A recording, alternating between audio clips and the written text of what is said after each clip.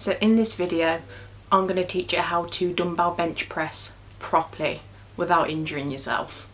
So first of all, this is a good movement because lifters will actually have an easier time setting up and controlling two easier weights, and it's also a good accessory to also complement your bench press if that's your main goal. Dumbbell bench press as well, if done correctly, can also be kinder on the joints, especially the old shoulder joints. This exercise is really good for hypertrophy, so muscle building, but it also does translate well over to, again, complementing your bench press if that is your ultimate goal, which it is for a lot of you gym bros. So number one, hold the dumbbell in the middle, not at either end, in the middle. This ensures you're going to be able to balance the dumbbells as best as possible and you're not going to unbalance or possibly drop it on yourself and break your neck. Number two, keep your chest up and think about setting your shoulders back and squeezing. This is to ensure you've got a tight upper body for a good solid structure. As you can see I'm doing here, with the dumbbell on your knees, safely drive your knee up with the dumbbell up towards your chest, and as you're slowly lowering yourself down, I say slowly, you drive the other dumbbell up in a controlled manner and you slowly recede back to the bench. Slowly, safely. Don't do this quickly. Don't drive it up so you jaw yourself with a dumbbell. I've seen it all happen, especially when you've got heavier weight. You need to learn to control the weight back with you safely. Keep the dumbbells as close to you as possible. This is going to minimise any injury risk, so if anything happens or your arm gives way, you're not going to drop it on yourself. Yeah, slowly, please.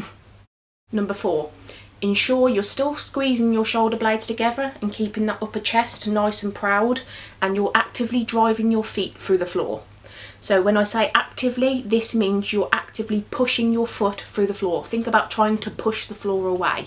Ideally, you want as much foot on the floor as possible. I know it's hard being short with short legs. I struggle on some benches as well, so you might only be able to get your toes. If you can, get some plates, put it under you. This is going to help you with the force and the power. But yeah, actively drive your feet through the floor. So before you even consider pressing, with the dumbbells, a common mistake I see is people have them straight like this. One, this puts a lot of stress on the shoulder joint and the wrist.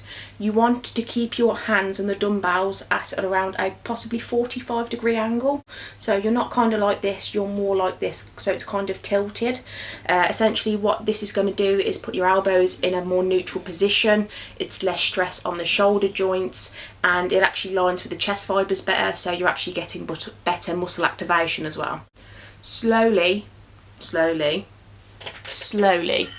move the dumbbells into the starting position, especially if you've got a heavier weight. You don't want to try and rush this because it's a good movement, but it can be unstable as well because you are on a bench with two heavy dumbbells above you.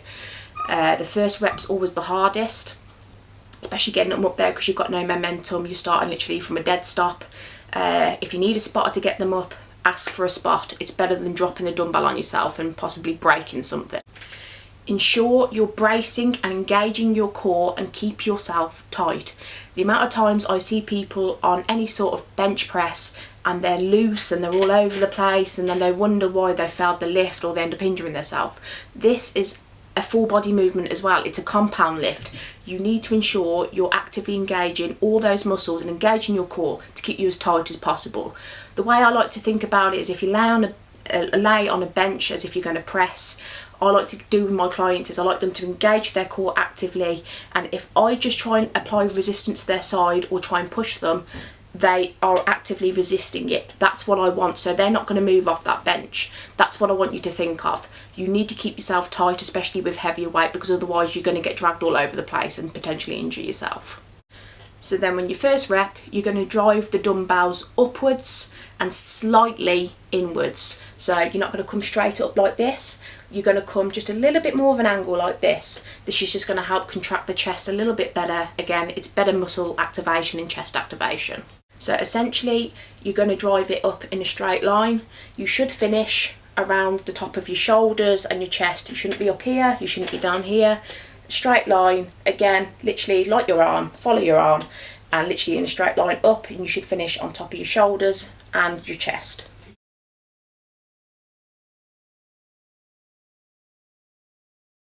don't bounce the dumbbells at the top of each rep. And when I say bounce the dumbbells, you may hear like the clinking at the top where people bounce them off. Don't do that.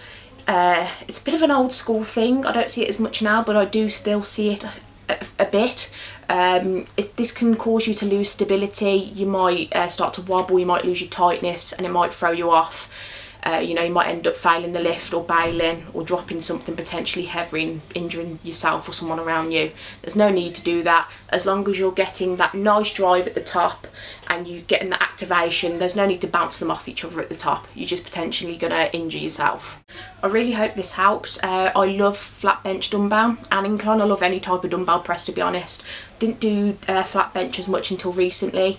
I love it with a deep stretch. It's really helped complement my barbell bench press as well.